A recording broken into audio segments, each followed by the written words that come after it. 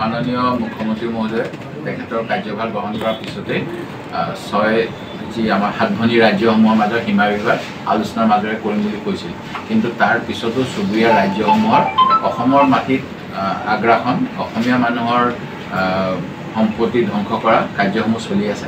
বিশেষকৈ অৰুণাচল অসম, নাগালেণ্ড অসম মূল সমষ্টিটো অবৈধ বেহা বেপাৰ চলি আছে। ডিছপুটেড লেণ্ড বুলি কৈ অসমৰ মাটিৰ পৰা শিল বালি কয়লা আদি খনন চলি আছে চৰকাৰী পৃষ্ঠপোষকতাত।